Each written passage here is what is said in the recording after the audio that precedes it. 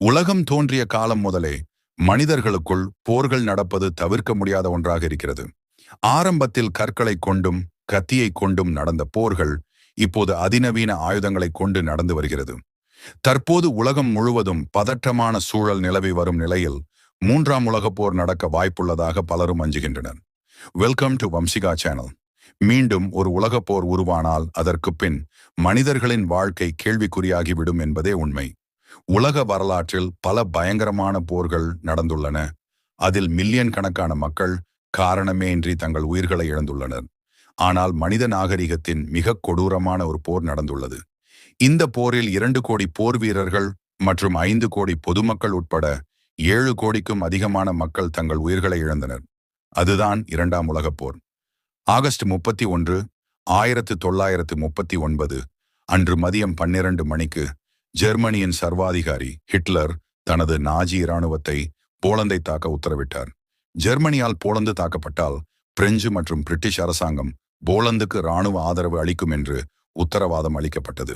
பிரிட்டனும் பிரான்சும் செப்டம்பர் 3 அன்று ஜெர்மனி மீது போரை அறிவித்தன.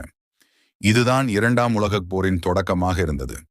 தனி மனிதராக ஹிட்லர் உலக வரலாற்றையே மாற்றினார். Please subscribe and support my channel நண்பர்களே. உலகின் முதல் அணுகுண்டு தாக்குதலும் இந்த போரில்தான் நடந்தது. அதனால் ஏற்பட்ட பேரழிவு இன்னும் வரலாற்றின் பக்கங்களில் பதிவாகியுள்ளது. அதன் விளைவுகளை இன்னும் அந்த நாடு சந்தித்து வருகிறது. இந்த கொடூரமான போர் 1939 முதல் 1945 கால பகுதியில் உலகின் அனைத்து பகுதிகளிலும் நடந்தது. 2ஆம் உலகப் போரில் முக்கியமாக 2 பக்கங்கள் இருந்தன. ஒரு பக்கம் ஆக்சிஸ் நாடுகள் என்று அழைக்கப்பட்ட ஜெர்மனி, இத்தாலி மற்றும் ஜப்பான், மறுபுறம் நேச நாடுகள் என்று அழைக்கப்பட்ட France, Great Britain, America, Soviet Union போன்ற நாடுகள் இருந்தன.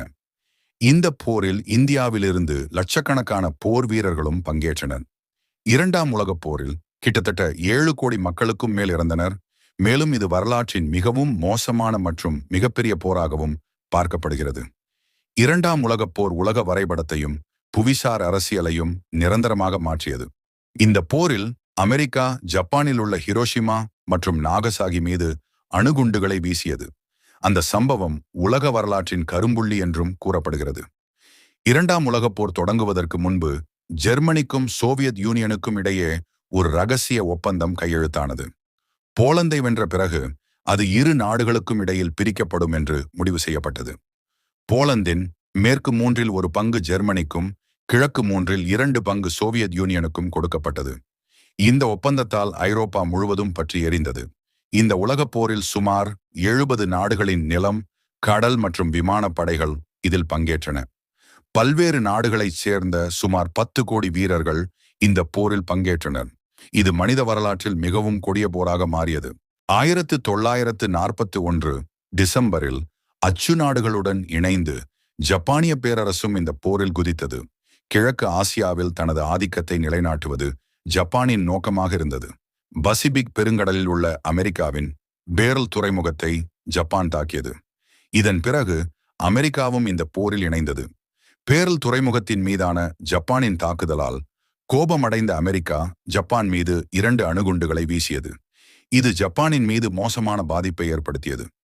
ஐரோப்பாவில் 2ஆம் உலகப் போர் மே 8, 1945 அன்று ஜெர்மனி நிபந்தனையின்றி சரணடைந்த போது முடிந்தது. ஜப்பானிய பேரரசு சரணடைந்த போது ஆசியாவில் 2ஆம் உலகப் போர் ஆகஸ்ட் 15, 1945 அன்று முடிவுக்கு வந்தது.